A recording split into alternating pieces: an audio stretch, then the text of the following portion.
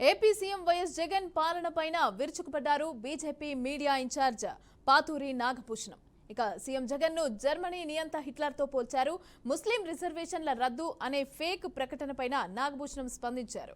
ఇక బీజేపీ రాష్ట్ర అధ్యక్షురాలు పురంధేశ్వరి పేరుతో లెటర్ హెడ్ సృష్టించి తప్పుడు సంతకాలు పెట్టి ప్రచారం చేస్తున్నారని మండిపడ్డారు.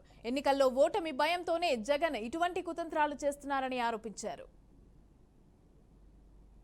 జగన్ ప్రభుత్వం ఎన్ని కుట్రలు చేస్తుంది. సరే 5 సంవత్సరాలు చేశారు, బాగానే ఉంది.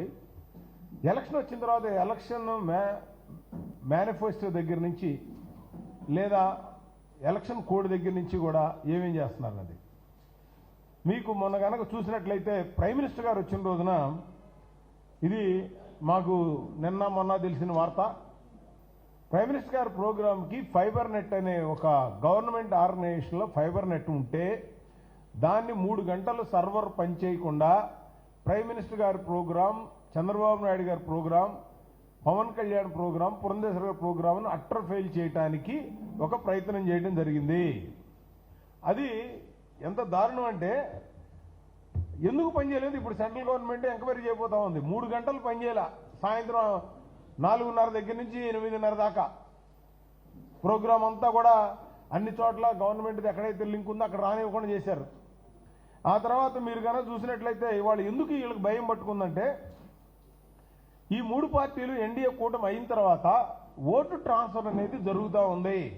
తెలుగుదేశం వాళ్ళు బీజేపీ కమలం గుర్తుకేయడానికి, బీజేపీ సైకిల్ గుర్తుకేయడానికి, జనసేన గ్లాస్ గుర్తు వారు బీజేపీకి వేయడానికి, బీజేపీ ఉన్నటువంటి గుర్తు గ్లాస్ వేయడానికి ఓటు ట్రాన్స్ఫర్ అనేది జరుగుతుంది.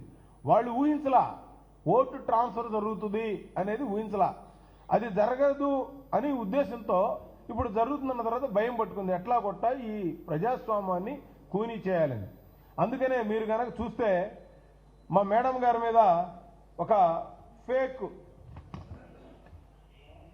ఏది ముస్లిం రిజర్వేషన్ రద్దు అని పెట్టారు. ఇది ఎంత దారుణం ఆలోచించండి. ఇది వాళ్ళ వైసీపీ సోషల్ మీడియా సజ్జల కుమారుడు దగ్గరుండి ఇలాంటి ఎలా ఫేక్ చేస్తా ఉన్నారు. ఇది వాళ్ళకి సిగ్గుచేటు అనిపించట్లేదా అని నేను అడుగుతా ఉన్నా. రెండోది, ఇంటెలిజెన్సీ డిపార్ట్మెంట్ నుంచి ఎన్డీఏ సీటులు రావు, వైసీపీ వస్తున్నారు, ఇంకొక ఫేక్. ఇవన్నీ కూడా సోషల్ మీడియాలో ఈ విధంగా చేస్తా ఉన్నారు. ఇవన్నీ కూడా అంటే వీళ్ళకి ఎటువంటి సిగ్గు కానీ భయం కానీ ప్రజల్లో మన పరువు పోద్దని కానీ ఎక్కడా లేదు. అటువంటిది ఈ రోజున ఇటువంటి ఫేక్ వార్తల్ని ప్రవేశపెడతా ఉన్నారు.